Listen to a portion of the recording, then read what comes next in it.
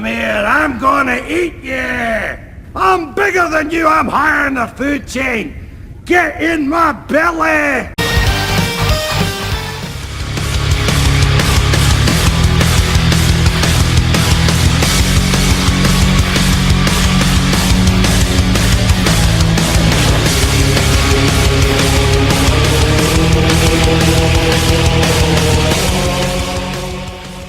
Ladies and gentlemen, boys and girls, children of all colors, shapes, and sizes, this is another episode of Warframe God Builds hosted by the one, the only, Vance from the channel Rockmo Vance, and welcome all my fellow godlies and Warframe enthusiasts around the world. The content drought has been, well, kinda quenched. We got a big boy, fat boy, meatball guy added to the game who swallows things with his stomach. Very odd. The Kirby and Majin Buu comparisons are going to be coming at me from light speeds and galaxies away. So let's not waste any more time. Let's suck in all the juicy details with the abilities. So first of all, you have Feast, and as I had mentioned before, you swallow things with your belly. I don't understand it. There's no logic, but that's Warframe for you. Swallow an enemy whole and store it in Grendel's gut. Not satisfied? Keep eating, but beware. Each foe in Grendel's belly slowly consumes energy. Hold to vomit out stored enemies, covering them in toxic bile. So my favorite thing to do with this ability by far is to swallow up a huge group of enemies and to just spit them over the edge, because once they are off the map, they're dead. That's it. They're just dead. And, well, I mean, Feast is required for so many other abilities to work within this kit, so let's move on down the line here. Nourish. Consume the enemies in Grendel's gut and nourish nearby squad members with a radial buff. Nourish Energy it's an energy multiplier. Nourish Armor, damage radius, and then Nourish Strike is damage multiplier. Pretty good stuff. Pretty good support abilities. Nothing, it's kinda negligible. I mean, it's a good buff, I'm not gonna lie, but it's just, for as tanky as this Warframe is, I don't see him being used a lot in defense missions, because why would you bring him over a Frost or a Limbo, or, you know, he's got some CC potential there. So I mean, potential Vauban replacer, potential Mag replacer. That and the fact that his tankiness is right up there with Inaros. I mean, y'all are sleeping on Grendel with the tankiness. I don't know what is going on. My back is broke. What is this? What is this?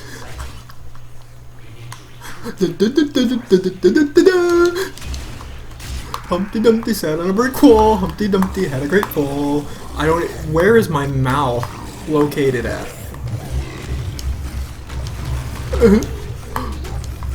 Boing, boing. Okay, that's how you fix it.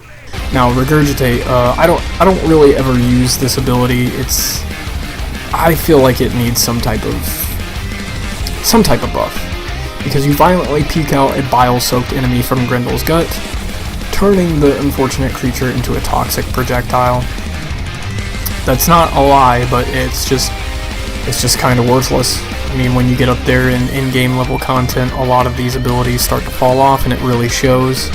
The last and ultimate ability is powered by feasting. Grendel curls into a ball and knocks over anyone in his path. Jumping slams Grendel into the ground and generates a damaging shockwave.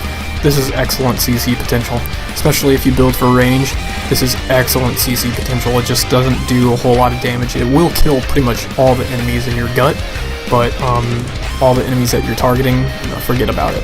If you want to build for max range, you're really gonna keep the pod safe, because you're gonna be bouncing around all the time. And I feel like this definitely needs a physics reworked. I think that it needs physics of its own, so you're not getting hung up on the environment and you're bouncing around at max efficiency the maximum amount of time.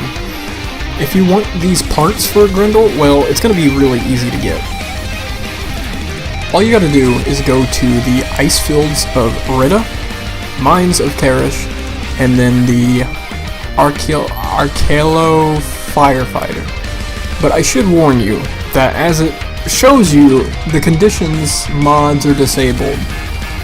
You can't mod, you can't use your companions, your operator, you can't use anything like that. So you have to build, well, you can't build for anything. You really just kind of have to build your squad around the fact that you're not gonna have mods, you're not gonna have anything to enhance your, it's really, it's one of those things that it's hard to grasp the concept of, but once you got it, you build like the perfectly combined team, and it's a no-brainer. I think for the defense mission, I went with a Saren, and then we had a Rinky-Dink Frost, and then everybody else was just people that they wanted to bring to the party.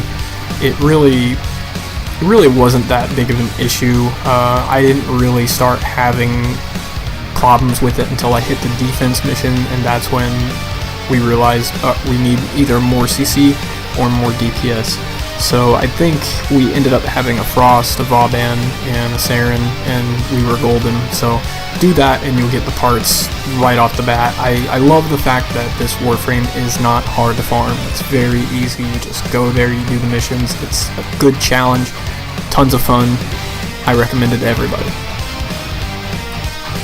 Alright, so as I say with every video I ever cover in a Warframe God builds, let's get into the meat and potatoes of this build, and I know that's something that Grendel is looking forward to. Alright, so for mods on Grendel, I put on an energy siphon because the dash polarity is something that you have to start with.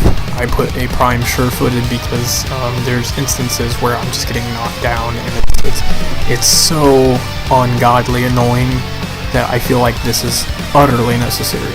Your prime flow, your prime continuity, these are kind of staples for any build, I feel. I feel like you're gonna pretty much need that for just about any Warframe. Prime continuity is, it's gonna be useful on just about anybody. I think there's like 1 or 2 frames that really don't need it. Vitality is an obvious one, Steel Fiber is another one. You want that health, and you want the armor. You've got 2,580 health with these mods equipped, and then you also have 735 armor. On top of that, we put adaption in here, and really it's kind of not needed, but it just makes him he's a bullet sponge. Like, this guy can't be brought down, even in like level 100 content. I'm feeling tickled. And if that weren't enough, I also have Arcane Grace here. So if it's maxed out, it's got a 6% chance for 4% health regeneration for 6 seconds. It's ridiculous, man. And I used Arcane Energize because I feel like that's more needed than anything else. But you could replace this with an Arcane Guardian if you want even that much more protection. As far as other mods go, I would have had to have put in another Forma if I wanted to go with Stretch. So I just went with Auger Reach, and I feel like that helps a little bit. I mean, 40% of the energy that's casted on abilities is converted into shields. Not that I'm ever going to need that thing, but, I mean, why not? Umbral Intensify, this also enhanced mods in this set, so that's really good, on top of the strength bonus it gives us. And then Streamline makes everything a little bit more efficient, so this couples really nicely with Arcane Energize, and that's why I used it. I'm kind of hoping that they come out with a Prime Streamline, because then I could justify putting a 4th Forma into this guy. Now for weapons, I have all Kuva weapons, and I know it's probably going to be a pain in the ass for a lot of you to farm, but if you go with a Tonkor, a Kuva Tonkor, oh man, oh boy. So right away, I use the Exilus adapter to put in Vigilante supplies. It converts unused ammo, pickups primary weapon ammo, like pistols and shotguns, snipers, converts it into rifle ammo for your Tonkor. And on top of that, it has 10% chance to enhance critical hits from primary weapons, which really benefits the Tonkor a lot. You've got your Vital Sense, your Split Chamber, your Serration, Stormbringer, Infected Clip, Vigilante Armaments, which is the 60% multi-shot, and the Hunter Munitions, so 30% chance to apply a slash on critical, which will just bleed them out because Tonkor crits like all the damn time. I also have a ribbon for this, so it's the plus 97.4% Toxin, also the 145% critical chance, so it's not like the best ribbon in the world, but it definitely gives me the stuff that I'm looking for. And on top of this Kuva, I think I use like a Sarin to kill my Lich, and therefore I got a Toxin benefit. So all in all, I've got 1,510 Blast, but I have 17,499 Corrosive, on top of it doing Slash, which is 1,789, 1,166 Puncture. This thing is a beast. It's gonna wreck pretty much anything in your way. With secondaries, I went with the Dual Stubba. Correct me if I'm wrong here, but I don't think that there were dual-wield Stubba before there were Kuva Stubba, so that's interesting to note.